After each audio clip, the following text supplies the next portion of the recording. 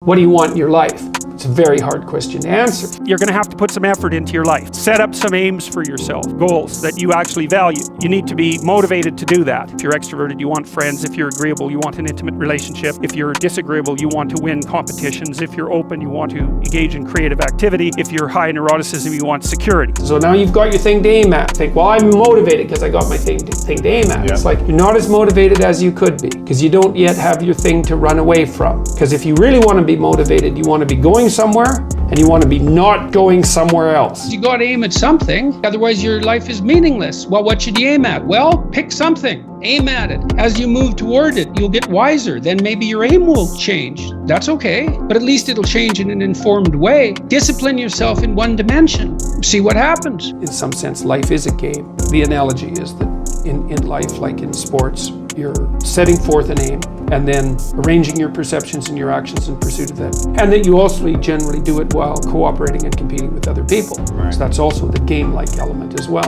Okay, so once you get your goal structure set up, you think, okay, if I could have this life, looks like that might be worth living, despite the fact that it's going to be anxiety-provoking and threatening, and there's going to be some suffering and loss involved and all of that. The goal is to have a vision for your life such that, all things considered, that justifies your effort. Put yourself in the right frame of mind. Treat yourself like you're someone responsible for helping. You're someone that you are responsible for helping. So what that means is you have to start from the presupposition that despite all your flaws and insufficiencies, that it's worth having you around and that it would be okay if things were better for you. It's like if you want to have everything you could possibly want and more, then be a good person. The better a person you are, the more likely that is to happen. That doesn't mean that you're completely protected against getting cut off at the knees, but there's no better strategy. Then what do?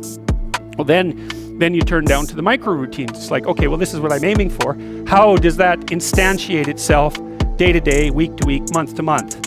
And that's where something like a schedule can be unbelievably useful. Google Calendar. It's like, make a damn schedule and stick to it. Okay, so what's the rule with the schedule?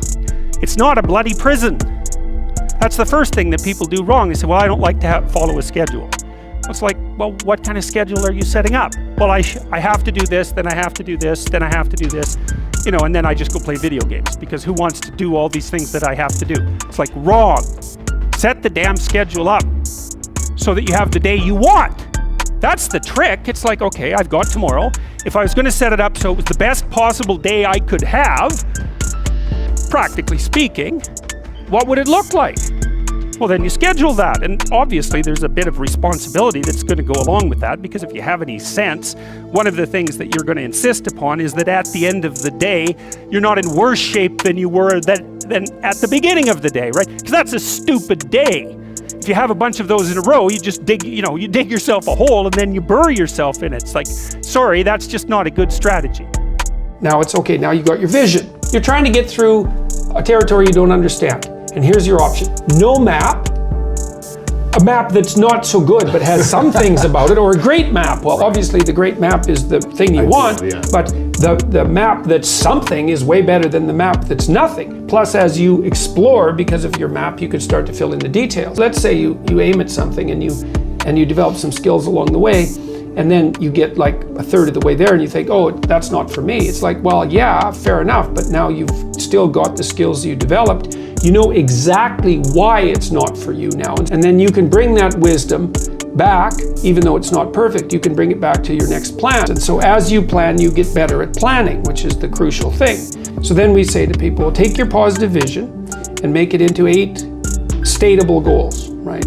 So, and then rank them in a hierarchy, break the goals into incremental goals so that you have a reasonable probability of succeeding within some time frame. That's the other thing. You have to parameterize it with regards to time frame. That's right. And when you're in the zone, you're expanding your skills in a manner that's intrinsically rewarding because you're succeeding. And so you want to set, if you're good to yourself, you think, okay, I need to set a goal, but I need to set a goal that someone as stupid and useless as me could probably attain if they put some effort into it. Right. And then you've got it perfectly, because it's not so high that it's grandiose or impossible that you fail necessarily and then justify your bitterness. Well, I set a goal and I didn't attain it, so I'm not going to set any more goals. Right. It's like, no, you set a goal that was inappropriate, and you're playing a trick on yourself because you wanted to fail so that you could justify not having to try, which isn't helpful. You're still going to be a victim. It's like, there's no way out of that, man.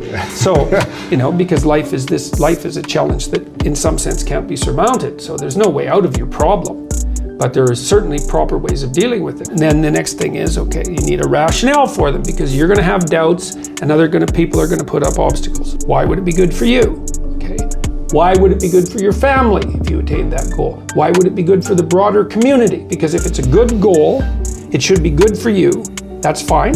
But if it's a really good goal, it should be good for you in a way that's good for other people. Win, win, win. Yes, exactly. And if you're going to decide what your goals are, why not set up the ones that benefit the largest number of people simultaneously? Yeah. Yes, if you can do that. You should start with your own concerns, because you have to take care of yourself. Basic needs first. Yes, put your own Family. Oxygen mask on, then put your child's oxygen Community. mask on. Yeah, right. And then you can, as you build up the basis of competence locally, you might develop enough skills so that you can expand that outward. And it also gives your goal a certain amount of nobility. And so if someone challenges you and says, well, why are you doing that? That seems stupid. You could say, I'm doing that because it helps me take care of myself, but it benefits my family, and here's the reasons why, and this is the repercussions out into the broader community. People who are putting up objections and doubts aren't armed to deal with that kind of response. Yeah. And then when you have those doubts in your mind that plague you, you say, why am I doing this? Oh yeah, it's because, well, I have to take care of myself, because otherwise I'm pathetic and useless and bitter and cruel, and then I'm going somewhere terrible, so that's a bad idea, and here's how it would help my family, and here's how it would help the community, and that's good enough set of reasons for it, unless I can think of better ones. Right. If without better ones, that's good enough. When the unknown emerges, you tend to experience anxiety. And then there's the known, and I define the known very specifically and very carefully. The known is the place you are when what you're doing produces the results you want. And I say want because that brings motivation and emotion into the game. So you're motivated to pursue something. You pursue it, and what you want happens. Not only do you get what you want, but you get validation for the structure that governs your perceptions and your actions.